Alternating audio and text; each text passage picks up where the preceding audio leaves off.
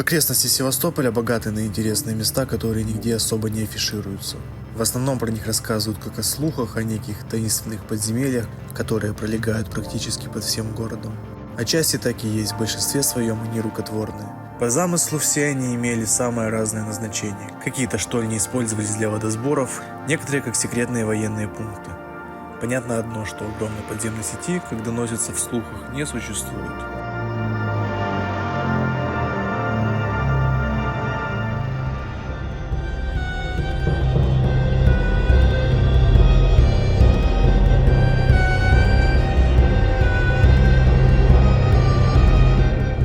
Объектов достаточно много, но все они локальны друг от друга. Одно из таких мест находится на склонах Хомутовой балки, на территории Максимовой дачи. Прямо где находятся знаменитые пруды, есть небольшой залаз в купольно-подобное помещение. Это и есть портал в водосборную штольню, которая когда-то создавалась для сбора воды для наполнения этих самых прудов. Помещение с красивыми орнаментами, насколько известно, раньше было беседкой. Однако во время войны Максимова дача часто подвергалась авианалетам, так как в те времена это место служило госпиталем. Именно тут находится узкий залаз в подземелье.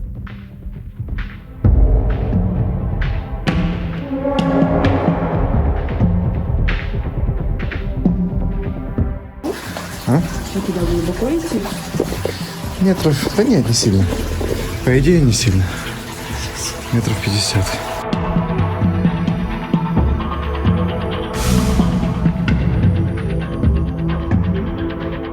Туннель не сильно длинный, повсюду струится вода и видны водосборные каналы.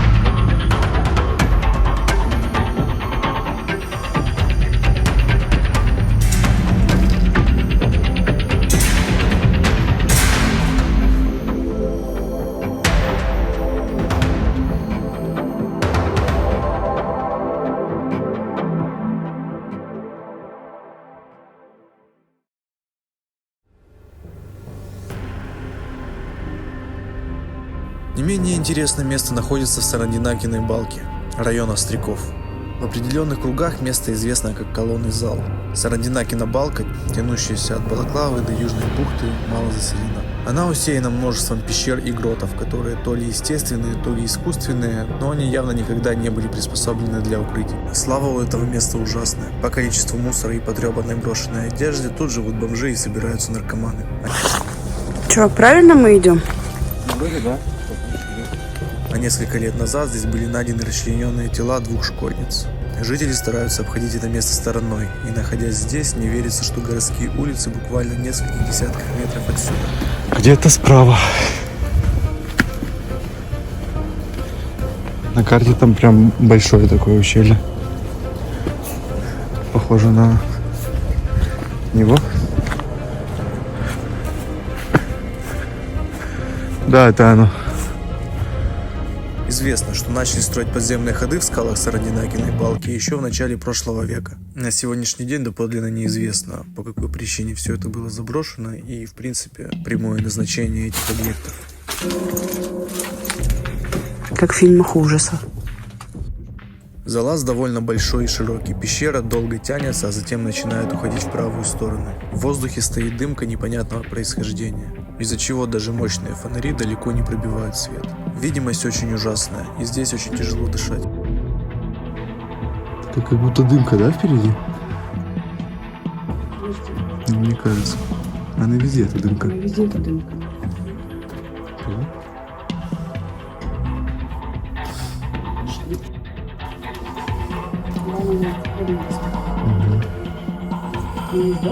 Я не знаю.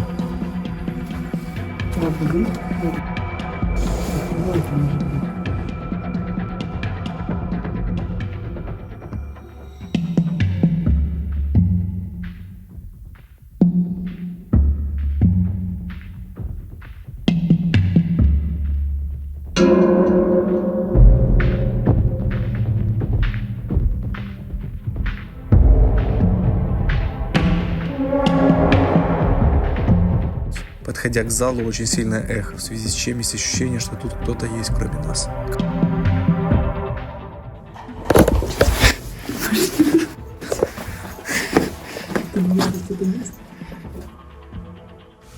Кстати говоря, там очень сильная дымка. Да. Мне прям аж глаза не видят. Почему меня пугает туда идти? Потому что там не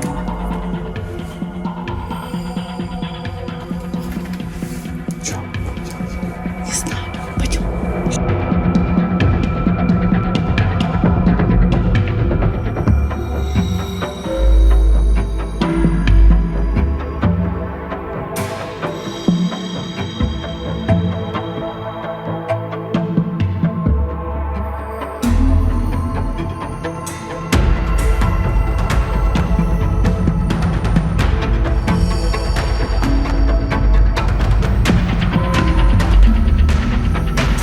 Колонны зала – это огромное помещение, почти 70 метров в длину и около 10 в ширину. Свод потолка около 8 метров. Колонны по всей длине зала около 4 метров высотой. Место по-настоящему жуткое.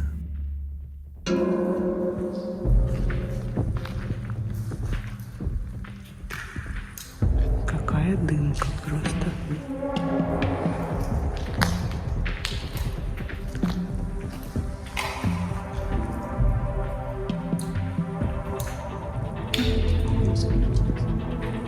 Ну, я тоже по этому канату не рискну лезть. Да. Честно говоря, я когда увидела эту дымку, мне было страшно.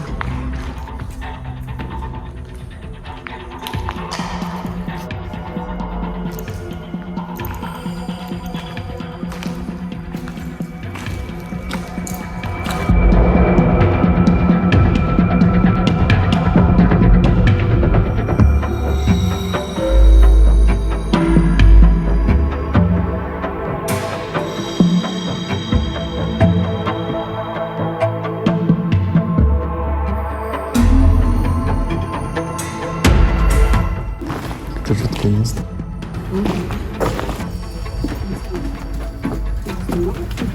Инфы в интернете 0. Пару статей на сайтах и 2 видео на ютубе.